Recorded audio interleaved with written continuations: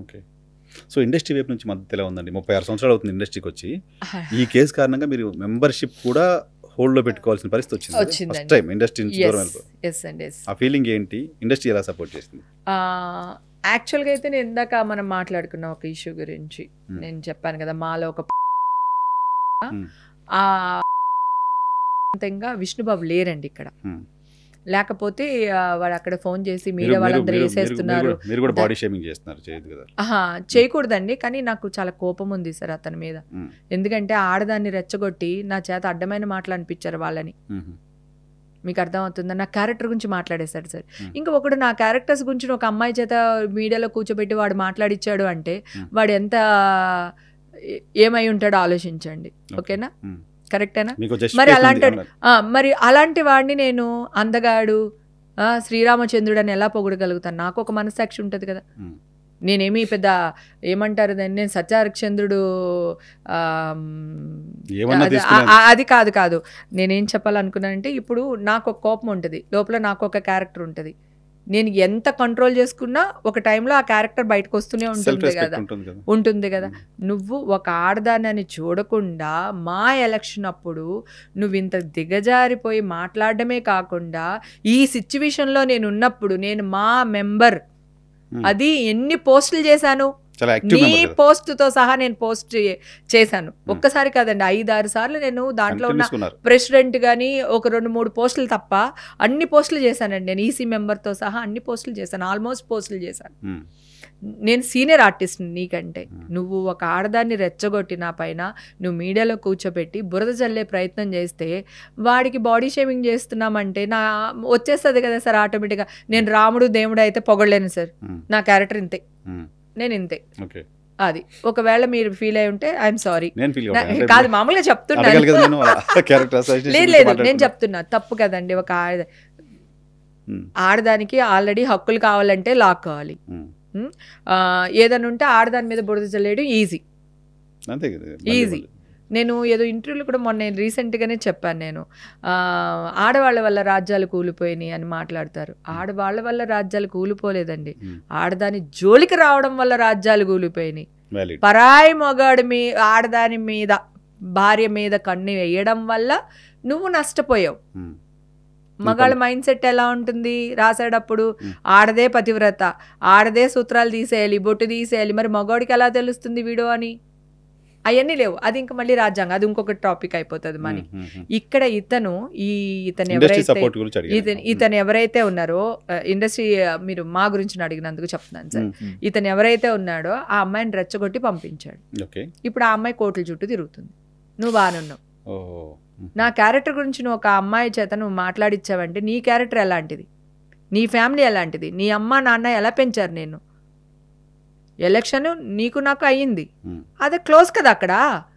అంతే, తర్వాత క్యారీ చేయాల్సిన అవసరం లేదు. అవసరం లేదు కదా. నువ్వు క్యారీ చేయబట్టే కదా ఈరోజు నేను మాట్లాడుతున్నాను. నేను ఆ ఇష్యూ తర్వాత సార్, నేను ఈ రోజు వరకు మీడియాకి రాలేదు సార్. 4 సంవత్సరాలు మీడియా జోలికి రాలేదు, ఎక్కడ ఇంటర్వ్యూలు ఇవ్వలేదు, నేను ఎవరితో మాట్లాడలా. మా ఎలక్షన్ తర్వాత నేను రాలేదు. ఎందుకంటే వద్దు, మీడియా వాళ్ళు మనం మంచి చేసినా వాళ్ళు చెడుగా ప్రొటెక్ట్ చేస్తున్నారు. అది ఎందుకు చేస్తున్నారో నాకు తెలియదు. అంటే హేమని మీద కక్ష తీర్చుకోవాలని కాదు, నెగిటివ్ అయితేనే జనాలు చూస్తారు, నెగిటివ్ టైటిల్స్ హెడ్లైన్స్ పెడితేనే జనాలకు వెళ్తుంది అనేది ఒక థాట్ వచ్చేస్తుంది అనమాట. ఈ రోజు ఏం జరుగుతుందో వెయిట్ చేసి చూడండి అంటేనే జనాలు చూస్తారని ఫీల్ అవుతున్నారు. ఇది వరకు న్యూస్ లీడర్స్ ఇలా చదివే వాళ్ళు కాదండి, చాలా సాంప్రదాయంగా చక్కగా స్పష్టంగా చదివేవాళ్ళు న్యూస్. ఇప్పుడు అలా కాదు, ఇలా ఉంటేనే చూస్తున్నారు, ఆ నెగిటివ్ని చేస్తున్నారు. జనాలు నెగిటివ్నే చూస్తున్నారు, నెగిటివ్గానే వేయాలి, నెగిటివ్ దానికే టీఆర్పీ వస్తుంది. థంబ్నెయిల్స్ కూడా అలా పెడితేనే లోపలెళ్ళి ఏం జరిగిందని చూస్తున్నారు. అంటే వీళ్ళతో పాటు వాళ్ళని కూడా పొలెట్ చేసేస్తున్నారు. అలాగే వీళ్ళు కూడా ఎలక్షన్ అయిపోయింది, నీకు నాకు అయిపోయింది, మళ్ళీ నెక్స్ట్ ఎలక్షన్లో నేను వస్తానో నువ్వు ఉంటావో తెలియదు, ఆ రోజుకి అయిపోయింది. నువ్వు ఇంకా క్యారీ ఫార్వర్డ్ చేస్తున్నావంటే మరి నాకు మండదా? నేను ఎంత సిన్సియర్గా ఉన్నాను, నేను ఒక ఆడపిల్లని ధైర్యంగా ఇన్ని సంవత్సరాలు ఇండస్ట్రీలో ఉన్నాను, మాలో ఇన్ని పోస్టులు చేశాను, మాకు ఇంత సేవ చేశాను, మా మెంబర్లకి సేవ చేశాను, నా పెద్ద పెద్ద హీరోలు అందరూ నాకు సపోర్టుగా నిలబడ్డారు, బాలయ్య బాబుతో సహా వచ్చిన వాళ్ళందరూ నాకు ఓటేసిన వాళ్ళే అక్కడ. సో నువ్వు క్యారీ ఫార్వర్డ్ చేస్తున్నావు అంటే నీ క్యారెక్టర్ ఏంటి? సో అటువంటి మా మెంబర్షిప్ పోగొట్టుకోవాల్సి వచ్చింది మీరు. మెంబర్షిప్ పోవడానికి కారణమైన వాడు కారకుడు వీడు. కేసు అయింది కాబట్టి నేను అదే చెప్తున్నాను సార్. కేసు అయింది కాబట్టో, అరెస్ట్ చేయబట్టి కాబట్టో, లేకపోతే మీడియాలో వచ్చింది కాబట్టో, ఓకేనా, అవన్నీ కాబట్టి, నాట్ ట్రూత్, నాట్ ట్రూత్ కాబట్టి ఆరోపణ వచ్చింది. నిజం కాదు, తెలుసుకోవాలి కదా మా ఎప్పుడు తెలుసుకోవాలి? కోర్టుకి వెళ్ళి కోర్టులో శిక్ష పడిన తర్వాత మా డిసిషన్ తీసుకుంటే పర్వాలేదు, ఓకే. అయినా నువ్వు తీద్దామని డిసైడ్ అయ్యో, తీసినప్పుడు నాకు నోటీస్ పంపించాలి మా వాళ్ళు. నా వర్షన్ తీసుకో. నేను వెళ్ళి కాదండి ఇట్లా జరిగింది, నేనైతే పార్టీకి వెళ్ళాను, నేను వచ్చేసాను, ఇలా జరిగింది, ఇంకా కోర్టులో ఉంది కేసు, అది అయిన తర్వాత నేను ఆ పేపర్స్ మీకు ఇస్తాను, అప్పుడు మీ ఇష్టం వచ్చినట్టు చేసుకోండి అని నేను వెళ్ళి నా వర్షన్ చెప్పుకోవడానికి నాకు ఒక ఛాన్స్ ఇవ్వాలండి. ఇవ్వలేదు, ఇమ్మీడియట్గా తీసేశారు. అప్పుడు నేను ఇమ్మీడియట్గా విష్ణుబాబు, అప్పుడు దాకా విష్ణుబాబు నాకు సపోర్ట్గా ఉన్నాడు, ట్వీట్ చేశారు, మా మెంబర్స్ అందరు నాకు సపోర్ట్గా ఉన్నారు, చక్కగా మాట్లాడాడు. ఒక బిందెడు పాలలో ఒక విషపు చుక్క చాలంటారు కదా, అట్లాగా ఇతను తయారయ్యాడు నాకు.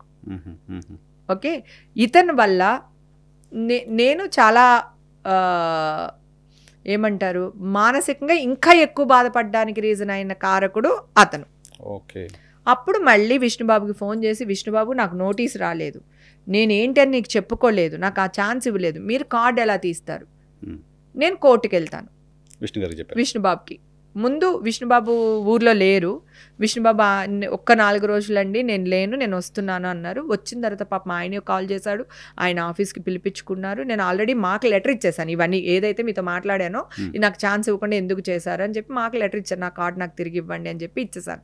ఇచ్చిన తర్వాత విష్ణుబాబు వచ్చేటప్పటికి 1 వీక్ పట్టింది. విష్ణుబాబు రాగానే మాట్లాడాను, బాబు ఇది జరిగిన కదా, నువ్వు నాకు ఇచ్చేసావా, గొడవలేదు, ఇవ్వకపోతే నేను కోర్టుకు వెళ్తా, జెన్యున్గా తెచ్చుకుంటాను, నేను ఎక్కడ తప్పు చేయలేదు, నీకు తెలీదా మన ఇద్దరు ఎన్ని సినిమాలు చేసాం, ఎన్ని అవుట్డోర్లు వెళ్ళాము, నీతో నేను ఎన్ని పార్టీస్ చేసి ఉంటాను, నువ్వు విని ఎంత బాగా చూసుకుంటారు నన్ను, నాకు తెలియదు, నా గురించి మీకు తెలియదా అని చెప్పేసి విష్ణుబాబుని అడిగితే, సరేనండి కార్డు ఇచ్చేద్దాము, కాకపోతే మీడియాలో అది కొంచెం అనౌన్స్ చేయకండి, ఇప్పుడు ఎందుకు మళ్ళీ మనకి అనవసరంగా అది అని అన్నారు.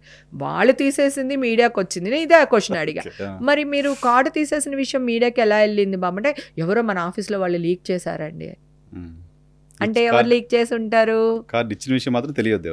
కార్డు రిటర్న్ చేసిన విషయం తెలియొద్దు, కానీ కార్డు తీసేసిన విషయం మాత్రం ఎవరో ఆఫీస్ నుంచి లీక్ చేసేసారు.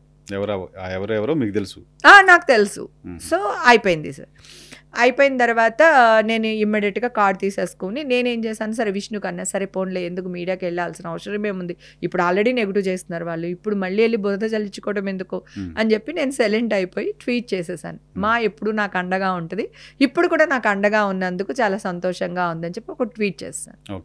ఆ ట్వీట్ చేయగానే మళ్ళీ మన వాళ్ళందరూ హేమకి కార్డు తిరిగి ఇచ్చారు అనేది, పెద్ద ఛానల్ సంస్థలు కాకపోయినా చిన్న చిన్న సంస్థలందరూ హేమకి కార్డు తిరిగి ఇచ్చేసారు అని చెప్పేసి, ఒక మరి అశ్వత్థామ అన్నంత కాకుండా కుంజరఖా అని ఇచ్చారు. ఓకే, అలాగా కార్డు తెచ్చుకున్నానండి. అలాగా మా నుంచి సపోర్ట్ చేసుకున్నా. నా హీరోలందరూ నా కూతురికి ఫోన్ చేసి లాయర్ని పంపించడం, కానీ కార్లు కావాలా, బెంగళూరు వెళ్తున్నావు తల్లి, నీకేం కావాలి, నీకు అక్కడ మనుషులు కావాలా ఏంటి అన్నీ చూసుకున్నది నా ఇండస్ట్రీ అండి. నా ఇండస్ట్రీ, నా హీరోలు చూసుకున్నారు, నా అనుకునే వాళ్ళు అందరూ చూసుకున్నారు, నా బిడ్డకి నా ఫ్రెండ్స్ అందరూ చూసుకున్నారు. రోజుకి 100 కాల్స్ నా బిడ్డకి, ఏమన్నా తిన్నావా, ఇంకేమన్నా కావాలా, డబ్బులు ఏమన్నా కావాలా, అక్కడ ఏమన్నా ఇబ్బందులు ఉన్నాయా నీకు, ప్రతి ఒక్కళ్ళు ఎంత కావాలి, ఎన్ని లక్షలు కావాలి, అట్లా. నేను మాత్రం ఒక్కరికి ఫోన్ చేయలేదండి, ఈ రోజు వరకు ఫోన్ చేయలేదు. మొన్న నాగార్జున గారికి రీసెంట్గా కాల్ చేశాను నా బర్త్డేకి, బాబు టుడే మై బర్త్డే అని. ఇమ్మీడియట్గా ఆయన కాల్ చేసి మాట్లాడారు, బాబు కేసు క్వాష్ అయిపోయింది బాబు అది ఇది అంటే, నాకు తెలుసు కదా హేమా, నువ్వు అసలు మందే తాగబట్టి నాకు తెలుసు కదరా, అవన్నీ ఎందుకు పట్టించుకుంటావు, చాలా రోజులు అయిపోయింది అంటే, అవును బాబు చాలా రోజులు అయిపోయింది, ఏడుపు వచ్చేసింది నాకు, అవును బాబు చాలా రోజులు అయిపోయింది, నేనే కావాలని మీకు చూడడానికి రాలేదు అంటే, రా హేమా పాపని తీసుకురా, పాప ఎలా ఉంది ఒకసారి రా చూద్దాము అది ఇది అని అంత ఆప్యాయంగా మాట్లాడారు. అలాగే చిరంజీవి గారు వాళ్ళ మనుషుల చేత కౌరు పెట్టారు, హేమకి నేను ఉన్నానని చెప్పు, మన సినిమాలో కూడా చేస్తుంది తొందరలో అని చెప్పి ఆయన మనిషిని పెట్టి కౌరు పెట్టి మన సినిమాలో చేస్తుంది, తనకి నేను మాట ఇస్తున్నాను, నా సినిమాలో చేస్తుంది అని చెప్పు అని చెప్పి ఆయన మాట ఇచ్చారు. ఇలా అంటే నేను వీళ్ళు నా నా Well wishers నా గా ఇది ఉన్నారు. కనుక మిమ్మల్ని వీళ్ళ చూశారు పేర్లు కదా. చెప్తున్నాను. మ్మ్. వీళ్ళు కాకుండా 100 మంది అండి డైరెక్టర్స్ అందరూ అన్నమాట. నేనంటే అందరికి ఇష్టం సార్. నేను ఎప్పుడు ముక్కు సూటుకు ఉండే వాళ్ళు తొందరగా తప్పు చేయలేరు. తప్పు అంటే ఇంత రియావుడ్ అవుతారు, ఇంత బాధపడతారు. ఇంత బాధపడతాం. సో అందుకని ఎవ్వరు నన్ను వదలలేదు సార్. నాకు గిల్టీ ఉండి నేను కాల్స్ చేయలేకపోయాను.